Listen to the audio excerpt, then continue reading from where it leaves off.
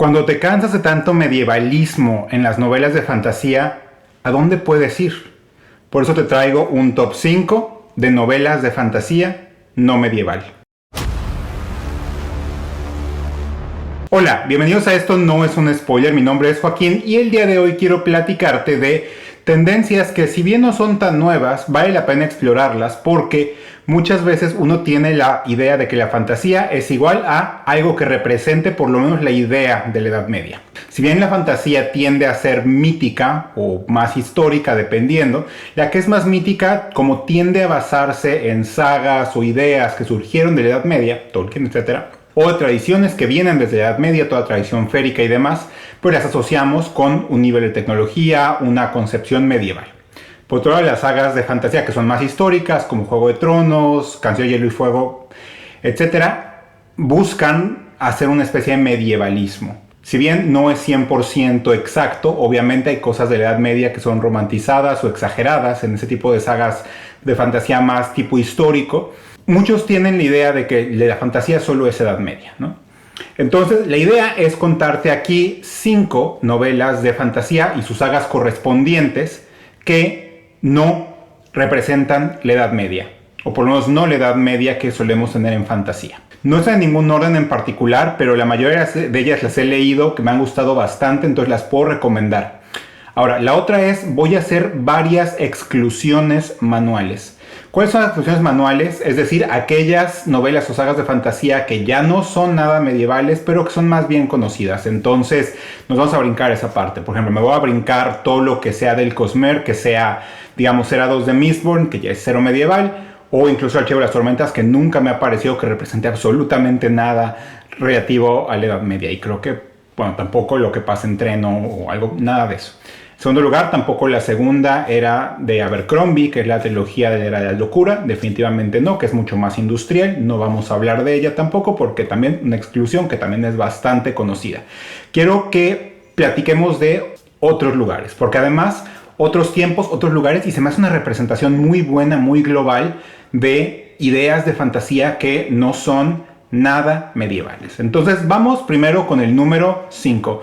En el número 5 les quiero contar de los libros de Harry Dresden de Jim Butcher. El primero se llama Tormenta y una nueva traducción, o ni siquiera una nueva traducción, una nueva publicación después de la muerte de la Factoría de Ideas. Ahora los derechos de una editorial que se llama, creo que Non Solo, se llama Tormenta Fatídica.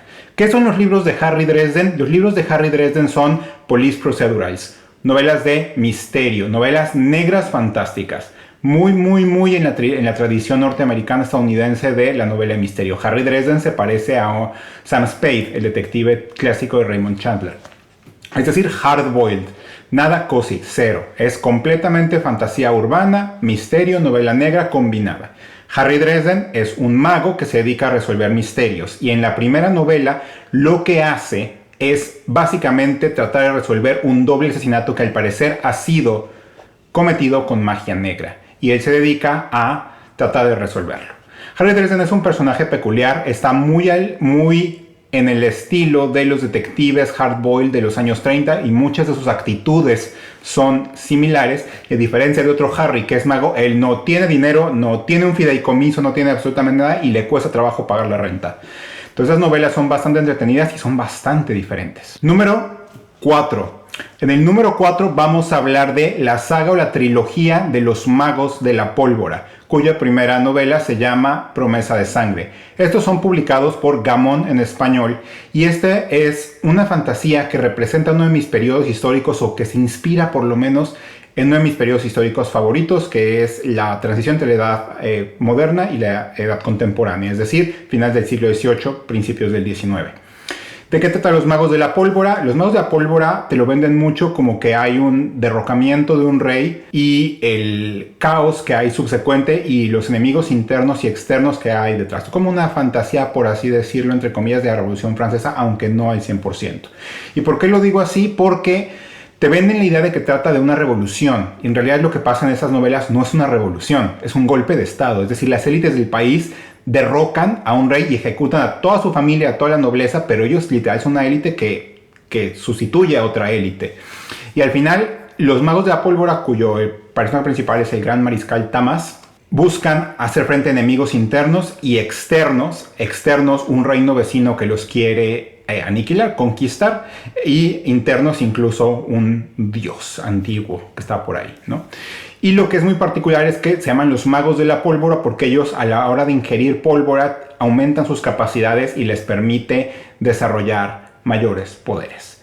La verdad, cuando uno ve la portada de este libro le venden la idea de que es grimdark. Esta novela no es grimdark. Brian McClellan es 100% discípulo de Sanderson. Tiene muy estilo de hacer la trama muy Sanderson, estilo de hacer los personajes muy Sanderson, pero así es súper entretenida. Yo solo leí el primer libro, me llamó la atención, me gustó continuar, me dio obviamente vibes de Los Miserables y de todo ese tipo de novelas de esa época, y la verdad, por lo menos estilísticamente, la recuerdo.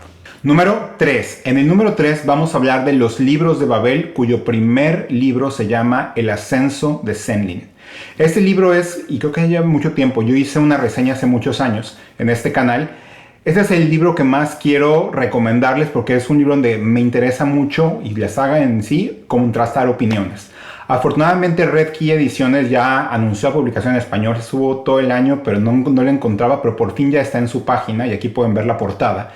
¿Qué es esta historia? Es steampunk 100%. Acuérdense que el steampunk es una versión alterna del siglo XIX donde la máquina de vapor triunfa, la máquina analítica de Charles Babbage logra ser desarrollada y por lo tanto estamos en un nivel de desarrollo muy mecanístico, muy basado en el vapor. ¿De qué trata esta novela? Y la saga per se trata de Thomas Senlin, un maestro de escuela de modales sencillos, es decir, un hombre de un carácter nada fuerte que se enamora y se casa con una muchacha que se llama María, y a la hora de irse a la luna de miel se van a un lugar que es la Torre de Babel, que es este edificio gigantesco de pisos incontables que llega hasta el cielo, y cada piso de la Torre de Babel como las capas de un pastel, es lo que dice la descripción de la novela. Es un reino diferente y en ese reino hay déspotas y tiranos y mucha miseria humana, y aunque a Josiah Bancroft, que es el autor, se le nota muchísimo en qué estaba pensando, en qué época de su vida, en qué época mental estaba. Es muy interesante porque es una de las sagas, novelas de mayor imaginación en el world building que me ha tocado ver últimamente. Y si bien la recepción, sobre todo la ejecución de los siguientes libros y del final, ha sido muy dividida, en serio me gustaría contrastar con ustedes definitivamente esta opinión. Número 2, algo muy interesante que probablemente han visto 15,000 veces por acá, pero quiero notar algunos aspectos que me llaman mucho la atención, que es la biología de 6 de Cuervos de Leigh Bardugo. Sí, es un young adult, pero es un young adult de fantasía juvenil, que es de los young adults que más me ha gustado leer. ¿Por qué? Porque yo le digo algo así como Los Caballeros Bastardos Light, kiddie, para niños más chicos, por así decirlo. Pero esta historia de un squad, un grupo de ladrones liderados por Cass Brecker, famosísimo Cass Brecker, que el actor que lo hace en la serie siempre está así, como siempre tiene las cejas así, es de los que tienen como las cejas así todo el tiempo y siempre está haciendo como siempre frunciendo el ceño.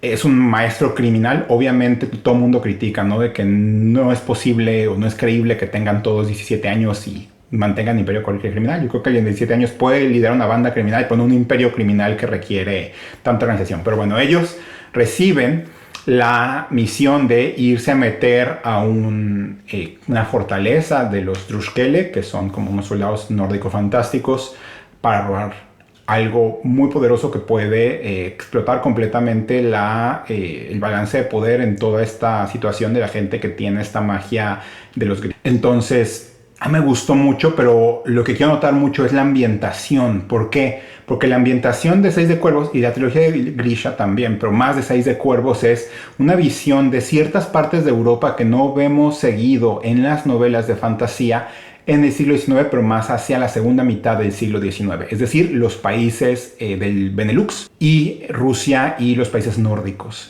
Eso es muy parecido. Es como si fueran estos países en una versión fantástica del siglo XIX. Yo sé, la ciudad en la que viven los cuervos se llama Ketterdam, que obviamente es como Rotterdam, Ámsterdam, una ciudad 100% holandesa fantástica.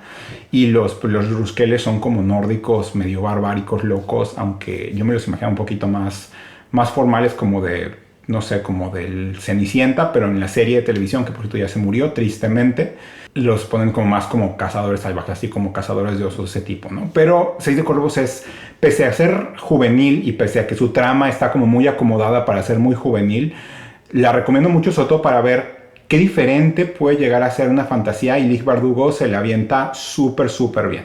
Y ya en el número 1, lo que también les voy a recomendar con fantasía no medieval, y esto que es de los world buildings más interesantes que me ha tocado ver últimamente, es la saga de los Huesos Verdes, cuya primera novela se llama Ciudad de Jade, la segunda se llama Guerra de Jade, la tercera se llama Legado de Jade, que es ya Insólita Editorial acaba de anunciar su publicación, entonces ya va a salir. Yo soy el primero también, o sea, es de las trilogías que tengo pendiente seguir.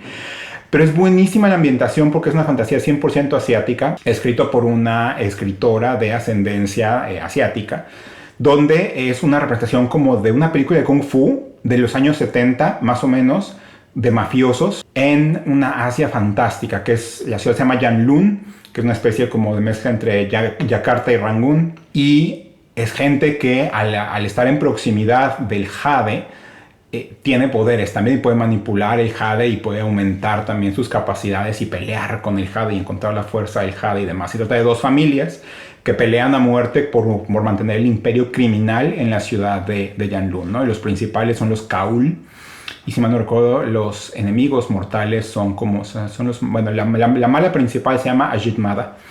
Y ellos, es una saga familiar de tragedias. Yo me acuerdo mucho de El Padrino, es como si fuera El Padrino asiático fantástico, y al mismo tiempo como el Romeo y Julieta de Baz Luhrmann, ese tipo de que las pistolas se llaman Sword and Dagger y son así carrotes enormes y balaceras y demás, pero con fantasía y magia y manipulación del jade y demás. Entonces, esa es la quinta, y la verdad, todas estas novelas son bien diferentes, bien distintas y bien diversas. Entonces, por eso, esas son las 5 novelas sagas de fantasía no medieval que les quiero recomendar el día de hoy. Cuéntenme si han leído alguna de ellas, si les llama la atención, y podemos comentar acerca de ellas. No se les olvide dar la manita arriba, comentar, suscribirse, y nos vemos en la próxima.